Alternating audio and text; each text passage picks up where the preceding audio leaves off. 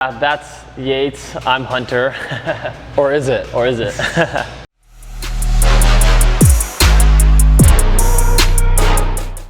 Yeah, I mean, growing up, our parents always kind of wouldn't know which one is which, and certain times, especially over the phone, our voices are very similar.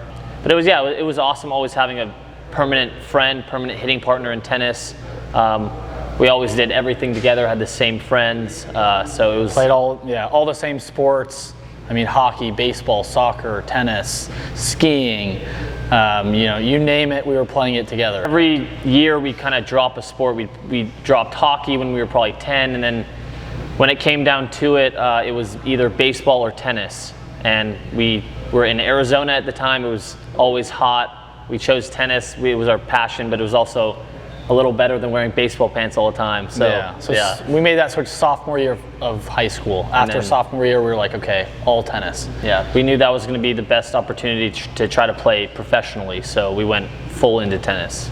It was always tennis or baseball. We always leaned maybe more towards the tennis side because we always grew up watching like Mike and Bob Bryan, because they're twins, and we always really looked up to them, and we have a really good friendship with them now. So I guess we always aspired to do that because our dad was the tennis coach, so he taught us everything we know. So we just that was always kind of the goal, is go to college and then go pro. We went to Louisiana Lafayette for 2 years, and then we transferred to SMU. That was the best decision we could have made. We were the most winningest doubles team at SMU. So that was something we were pretty proud of. We knew ultimately that we were going to play pro afterwards, so we kind of used that as our stepping stone to train and really prepare for the professional tour, gain some muscle. So that was a lot of fun. SMU was the perfect fit for us. We had a little rough start. Hunter broke his foot on senior day. Yep. So our last match in college basically broke his foot. So we graduate. Missed NCAAs, unfortunately. Yeah, we were 15 in the country. We were trying to win doubles NCAAs, and because you get a wild card in the U.S. Open.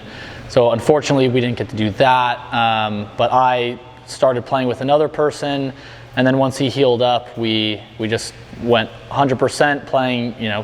35 tournaments a year, going to Europe, 2 or 3 times a year for 10 weeks at a time. We just kind of hit that full force and did that for about 4 or 5 years, and then until we jumped into pickleball. By last year, I got up to 198 in doubles. Yates got injured, but before that, it was 240, 248, I think. 240, yeah. So pretty good in tennis standards. We actually used Diadem string for a little bit. We've always been in touch with AJ. He was always at the tournaments talking to us. So we used their string for a little bit, and then kind of tried their rackets, but we kind of stuck with our Wilsons. We just kind of didn't burn the bridge or anything. We kept in a good relationship, and so AJ in November reached out to us and said, "Hey, we're putting together a pickleball team." And we're like, with us and maybe another tennis player. And we're like, no way. No way. There's no way. We're at our highest in tennis. I just got, stopped being injured, and I was ready to hit the tour again. And we kind of sat on it for a month. We literally wrote out pros and cons list and weighed our options. And we kind of saw the huge opportunity pickleball was going, and kind of the money that was there, and the recognition, and, everyone's kind of jumping into it. So, we just kind of, they're like, we'll help you out, we'll sponsor you, so we just jumped right in. Jumped all in. I mean, I don't even think we practiced for more than 2 weeks before our first tournament, because our friend Thomas Wilson, he told us, just jump in, play the tournaments, use your tennis background for training, see what the level is, and just jump in and go. Our first tournament was in Boca. We played the 5-0s, and we played singles and doubles, and lost. I'd never played singles before. I didn't even know how to keep score, and I won a couple matches, and I'm like, this is interesting. So we were still trying to figure out if we liked pickleball as we jumped into it, and so we just kind of built it from there. Yeah, full circle after 6-7 months. We love it. It's a lot of fun. It's something to work towards after finishing tennis. We're still competitive. Feels the competitive, nature. It'd be really tough to quit tennis and just Stop. Go to an office job or something like that. Yeah. So, well, that's something we discussed with AJ. It was kind of like beneficial for both of us to, not do it for 8 months and then say, oh, hey, sorry, we're going to go back to tennis. Yeah. So it was kind of, we kind of accepted it, and me getting injured really put it into perspective. It was kind of like, the tennis grind it's brutal. Anyone will tell you that. It's if you don't like traveling, if you don't like staying in hotel rooms, it's going to be really tough. Yeah. We're still traveling a lot with pickleball, but yeah, it was just, we just made the transition. Yeah, we just decided let's go full force and fully commit, and so that's where we're at now. The easy part was the easy power that we could get from even just a pickleball paddle. I mean, our strokes were obviously, it helped with singles for tennis, but doubles, I guess, is a little harder. So they say it goes singles. You start to figure out singles first, and then mixed doubles, and then doubles is actually a tougher transition, and we kind of figured that out. It's more like a chess match. There's little nuances here and there that you kind of have to figure out. And even the big benefit that we have for doubles, though, is being twins, knowing where each other are on the court helps a lot. And I would say our biggest strength in tennis was our strategy and our hands. We always had really good volleys. Yep. And so coming over to pickleball, that really helped us a lot. And obviously, the movement from tennis to pickleball, I mean, obviously it's smaller court, and so that's kind of nice. But yeah, I would say our movement and our hands, definitely translated pretty well. Yeah. Not having strings, number one, it was like we were hitting volleys and it's like there's nothing catching. And they're just going straight into the ground, or we're like trying to hit top spin and the ball just goes straight down. You're like, whoa, this is We figured weird. out that volleys are actually top spin, swinging volleys in a way. Yeah. And also the biggest factor was, you're playing with a plastic ball compared to tennis, and it moves way faster. And so it was a little bit of a transition, like with the sound of the ball hitting the paddle, the timing, and little things like that. Yeah. So we took a little time, quite a bit of time to get used to. We're still figuring out. Some days we'll go to practice and you hit a new shot. You're like, whoa, I just figured that out. Okay, try to lock that in and do it every time. So it's fun. So we started with the Warrior, the regular Warrior, the 19 millimeter. At first, everyone was kind of saying, oh, it's a thick paddle. Maybe you should try something a little thinner. But I mean, we actually ended up liking it. I beat J.W. Johnson with it. That was kind of my step into pickleball that we kind of realized, like, wow, we can beat the top players even with a thicker paddle. And then obviously now we use the Warrior Edge, and that's been a game changer with the certain face that we use with the carbon. So it's been the carbon is, I mean, you hear other people talking about, they'll be like, oh, let me try that paddle, and who use Yola or Carbon or other companies, and they're like, oh wow, like this is really good. Yeah. And they're like, this definitely competes, and at the top compared to all these other paddles. So it's been fun to kind of get used to it, because you do get more spin, and it's kind of more familiar for us because of coming from tennis. So we can kind of do the same things we do in tennis. And everyone kind of sees it, and being twins, where the marketability is pretty high. We have these Diadem shirts, and they see us and they're like, huh, Diadem, like that's interesting. And we have a bunch of people coming up to us asking what paddle we use and how do we weight it and all these little things. Or even at a tournament, they're like, hey, like, can I order one with you? And we're like, yeah, absolutely. Yeah. Like, give it a try. We're trying to get all the paddles in everyone's hands. So yeah, so I mean, in tennis, it's very technical. Like, I mean, every racket comes out a little bit different from the factory, and you have your own weight that you've kind of liked, and you kind of set that in, and someone will customize it for you. And so coming to pickleball, we kind of thought the same thing, like, okay, we must be able to add some lead tape, and we saw other people doing it. And so, yeah, I mean, we kind of test the weight at the beginning when we pull it out of the package, and we'll just kind of play with it. We throw a little bit of weight at the bottom, on the sides, maybe one strip at the top, and we just go a little bit of our feel, and then we kind of maybe add some more. Yeah, so he likes like 8.5 or 9 ounces. I'm at like 8.5 or 6. I like it a little bit lighter. But yeah, it's interesting to kind of mess with it and see. We're always kind of tinkering with it. Yeah. What's going to be the best option? Put a little weight at the top. It changes things. So yeah, it's a process. basically like tennis. I mean, it's the big focus on, okay, like when are we playing today? Like where, like are we going to practice? Are we going to play? Try to find other players. So that's one of the maybe more challenging parts, I guess, is trying to find a time to hit. But yeah, I mean, I guess we wake up, we'll either hit in the morning or afternoon. And so if we heard hitting in the afternoon, we'll maybe go to the gym in the morning, then come back, have lunch, go practice.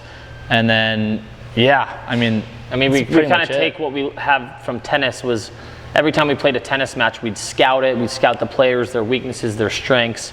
And so we kind of pride ourselves on video analysis and being super technical.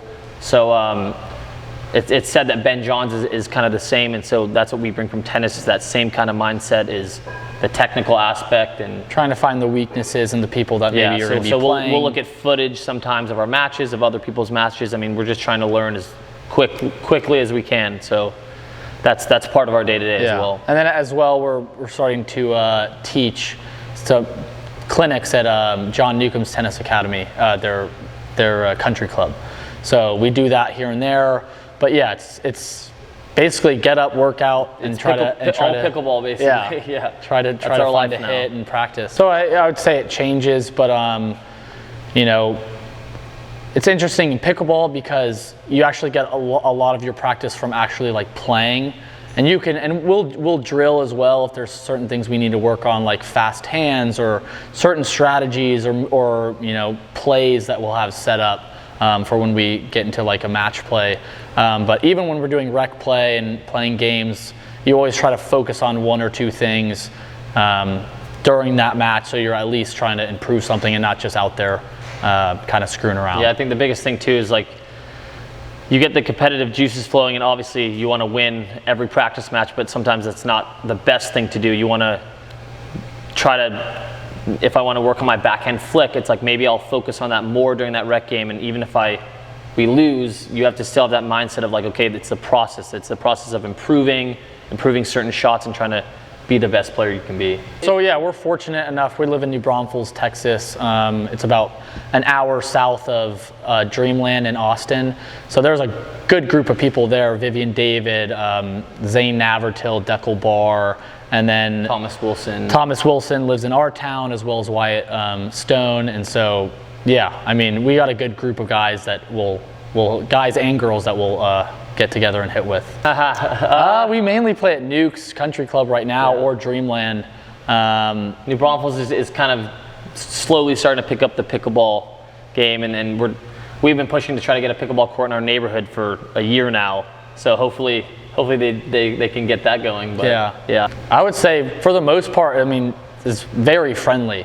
I mean, like there's still, everyone's competitive, everyone's at a tournament, but it's definitely like a breath of fresh air coming from tennis, because tennis, obviously tennis has been around forever. It's at like that elite level, and it's everyone's job. You're there to make money and you're there to win. And in tennis, we'd be there, and I mean we have our friends in tennis, and you go out to dinner and stuff like that.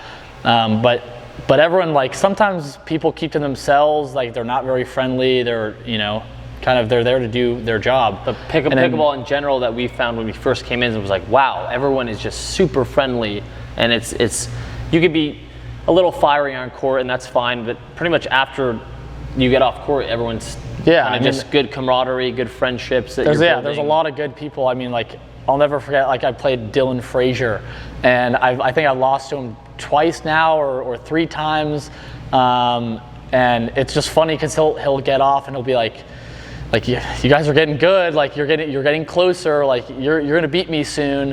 And it's just kind of funny because in tennis you don't really get that. It's kind of it's beat you and move on. It's not really people in pickleball, I feel are pretty quick to give you some praise when you deserve it. So that's pretty cool. The hard work pays off and people notice it, and it's just people celebrate it. So it's awesome. I mean, friend-wise, I would say one of our closest friends, even outside of pickleball now, is Thomas Wilson.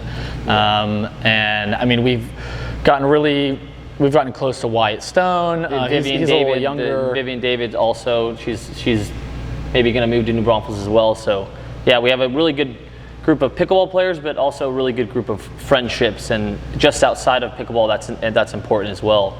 So traveling to these tournaments with those kinds of people, it makes it super enjoyable. Yeah, and in the beginning it was interesting because it's like I think we went to our first tournament in Boca, but also our second one was like Punta Gorda. Yeah. It's like in a park, and we got there and we're like, gosh, we don't know like a single person here. Like, this kind of sucks. Like did we make the right move? Yeah. And then, you know, we played 2 or 3 more tournaments, and then pretty soon you go there, you know, pretty much everyone's saying hi, and you're sitting there talking and hanging out with people. So it's pretty open and friendly, I would say. In regards to rivals, I mean, obviously we're up and coming, so we want to, any of the top guys that are there, we want to beat. So pretty much everyone's our rival for now. Yeah. I mean, Hunter's taken out some of the, you know, like he's beaten JW, he's beaten Tyson. I mean, Tyson, recently lost to Tyson, so I think I was close. Tyson for now, I'm gunning for. We're 1-1 right now, so I gotta. I was 11-9, 11-8 with Ben Johns, up 7-0 the first game, and I couldn't close it out. But yeah, I mean, I would say, you know, any of the top 3 guys, like, you're definitely gunning for and want to try to take out. I mean, coming from tennis, we look at it as like, okay, our idols were Roger Federer and Andre Agassi and the Bryan brothers, these kind of top players, and so tennis being such an elite sport, we see, you know, pickleball is taking over and saying that some of their tournaments are Grand Slams, but you know, in our mind, a Grand Slam is the U.S. Open, Wimbledon, and so we kind of look at that, and coming from tennis to pickleball, we don't really get nervous. I mean, we look at these pickleball players, they're just normal people, the same that we had to do for tennis. We want to beat them, they want to beat us, so it's just kind of... It's a healthy game of competition. Yeah, healthy game of competition. I mean, I would say obviously be number 1. That's always the goal, I guess. Yeah. And yeah, I mean, I guess just try to create a brand and kind of, you know, market ourselves and eventually, you know, just try to be at the top of the sport, really. Try to be like the face of pickleball if we can. Maybe try to be the Bryan brothers of pickleball. That's kind of the goal. Yeah. Yeah, I mean, hopefully it'll be in the Olympics. From a rec side, it's blowing up. Every tennis court and country club are just converting all their courts to pickleball. And it's just crazy how much it's blowing up.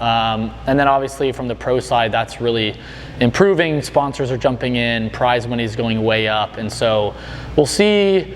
I mean, I see it being sustained in you know, 2, 3, 4, 5 years, and obviously with the Olympics in 2028, with the possible, you know, pickleball being there, that's pretty exciting. That'd be amazing, yeah. So yeah, I don't see it really slowing down. I think the team aspect of MLP and whoever else creates different kinds of teams, but MLP right now is leading the way, and man, to have all it being such a camaraderie sport, everyone together, competing together, different teams, rivalries, I think that's the future of the sport. Yeah, I mean, just like Laver Cup in tennis, you know, like people love seeing these top guys get together for a team sport, and so it's kind of like atmosphere. And yeah, it's like tennis does things well, but they also struggle in some areas, and so it's like it'll be interesting to see how much from the pickleball side will be copied from tennis structure.